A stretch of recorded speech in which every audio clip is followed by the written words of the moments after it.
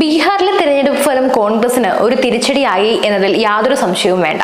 Vote ചോരിയും voter അധികാര യാത്രയും ബീഹാറിൽ എൻഡിഎക്ക് മുമ്പത്തെക്കാളും നിറഞ്ഞത് കോൺഗ്രസ് ആയിരുന്നു. എന്നാൽ തിരഞ്ഞെടുപ്പ് ഫലം വരുമ്പോൾ രാഹുൽ ഗാന്ധിയുടെ നേതൃത്വത്തിലുള്ള ഈ പ്രചാരണങ്ങളൊന്നും ബീഹാർ ജനത ഏറ്റെടുത്തില്ല എന്നാണ് തിരഞ്ഞെടുപ്പ് ഫലം വ്യക്തമാക്കുന്നത്. കഴിഞ്ഞ തവണ 70 സീറ്റുകളിൽ മത്സരിച്ച കോൺഗ്രസ് 19 സീറ്റുകളിലെങ്കിലും വിജയിച്ചിരുന്നു. ഇത്തവണ 61 സീറ്റുകളിലാണ് കോൺഗ്രസ് മത്സരിച്ചത്. എന്നാൽ വോട്ടെണ്ണൽ 5-ാം മണിക്കൂറിലേക്ക് കടക്കുമ്പോൾ 2 അക്കം തികയ്ക്കാൻ പോലും കോൺഗ്രസിന് സാധിച്ചില്ല. ഇത്തവണ കോൺഗ്രസ് സംസ്ഥാനത്തെ പ്രമുഖരെ എല്ലാം സ്ഥാനാർത്ഥികളാക്കിയിരുന്നു. കോൺഗ്രസ് സംസ്ഥാന അധ്യക്ഷനായ രാജേഷ് റാം കുടുംബ സംവരണ മണ്ഡലത്തിൽ മത്സരിച്ചു. മുതിർന്ന നേതാവ് ഷക്കീൽ അഹമ്മദ് ഖാൻ കദ്വയിലും, ശശ്രാവത് കേദാർ പാണ്ഡെ നിർഖണ്ഡ്യാഗഞ്ചിലും, കമറുൽ ഹോഡ കിഷൻഗഞ്ചിലും ജനവിധി തേടിയിരുന്നു. എന്നാൽ ഇതൊന്നും വോട്ടാക്കി മാറ്റാൻ കോൺഗ്രസിന് കഴിഞ്ഞില്ല. ബീഹാറിലെ തിരഞ്ഞെടുപ്പ് ഫലം വരാനിരിക്കുന്ന തദ്ദേശ തെരഞ്ഞെടുപ്പിൽ ഉൾപ്പെടെ കോൺഗ്രസിനെ വല്ലാതെ ബാധിക്കുമെന്നുറപ്പാണ്. ഒരു കാലത്ത് സംഘപരിവാറിനെ പ്രതിരോധിക്കാൻ കഴിയുന്ന ഏക രാഷ്ട്രീയ പ്രസ്ഥാനം കോൺഗ്രസ് ആണെന്ന ബോധ്യമായിരുന്നു എല്ലാവർക്കും ഉണ്ടായിരുന്നത്. എന്നാൽ ഇന്ന് സാഹചര്യമൊന്നും അതല്ല. പല സംസ്ഥാനങ്ങളിലും പ്രാദേശിക പാർട്ടികളാണ് സംഘപരിവാറുമായി നേരിട്ട് ഏറ്റുമുട്ടൽ നടത്തുന്നത്. കേരളം എടുത്തു നോക്കിയാൽ അവിടെ തന്നെ CPM ആണ് BJPയുമായി നേരിട്ട് ഏറ്റുമുട്ടുന്ന പാർട്ടി. ഇടതുഭരണ കാലത്താണ് സംഘപരിവാർ സംഘടനകളുടെ വളർച്ച ഉണ്ടാകാതെ പോകുന്നത്. CPMനെയും അതിന്റെ രാഷ്ട്രീയ നേതാക്കളെയും BJPക്ക് എന്നും ഭയമാണ്.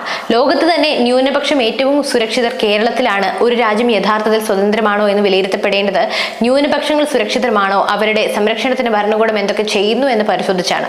ഇന്ത്യയിലെ മറ്റ് സംസ്ഥാനങ്ങൾ പരിശോധിച്ചാൽ മനസ്സിലാവുക ആശങ്കാപരമായ കാര്യങ്ങൾ നടക്കുന്നു എന്നായിരിക്കാം. സാംസ്കാരികവും ഭാഷാപരവും മതപരവുമായ വൈവിധ്യത്തിന് പേര് കേട്ട ഇന്ത്യയിൽ ന്യൂനപക്ഷങ്ങളെ സംബന്ധിച്ച് ആശങ്കപ്പെടുത്തുന്ന കാര്യങ്ങൾ നടക്കുന്നുണ്ട്. മറ്റു രാജ്യങ്ങൾ ന്യൂനപക്ഷ സംരക്ഷണത്തിന് വലിയ ശ്രമം നടക്കുമ്പോൾ ഇന്ത്യയിൽ ന്യൂനപക്ഷം ആശങ്കയിലാണ്. ന്യൂനപക്ഷത്തെ സംബന്ധിച്ച് അവകാശം സംരക്ഷിക്കുക എന്നത് ഔദാര്യമല്ലെന്ന തിരിച്ചറിവുള്ള സർക്കാരാണ് കേരളത്തിൽ എന്നത്.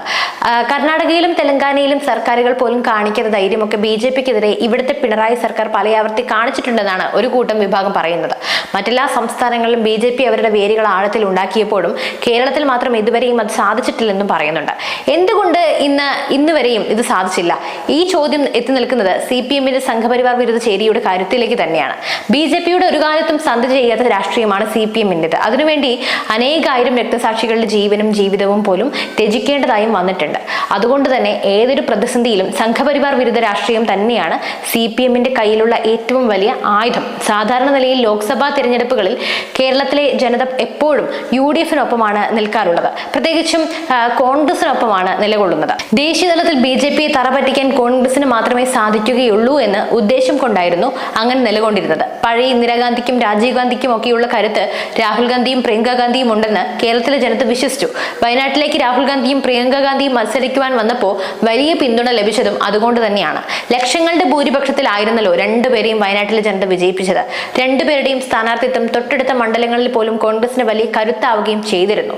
എന്നാൽ ഇപ്പോൾ കേരളത്തിലെ ജനതയും സംഘപരിവാർ വിരുദ്ധ രാഷ്ട്രീയത്തെ നേരിടുവാനുള്ള കരുത്ത് കോൺഗ്രസിനില്ലെന്ന യാഥാർത്ഥ്യം മനസ്സിലാക്കിയിരിക്കുകയാണ്. സാധാരണ നിലയിൽ ന്യൂനപക്ഷ വിഭാഗങ്ങൾ കോൺഗ്രസിനെ വല്ലാതെ സഹായിക്കാറുണ്ട്. എന്നാൽ വരുന്ന തദ്ദേശ സ്വയംഭരണ സ്ഥാപനങ്ങളിലേക്കുള്ള തെരഞ്ഞെടുപ്പുകളിലടക്കം ഈ നിലയിൽ പോയാൽ ന്യൂനപക്ഷങ്ങൾ BJP വരാതിരിക്കുവാൻ വോട്ട് ചെയ്യുക മിക്കവാറും CPMനും ഇടത് സ്ഥാനാർത്ഥികൾക്കും തന്നെയായിരിക്കും.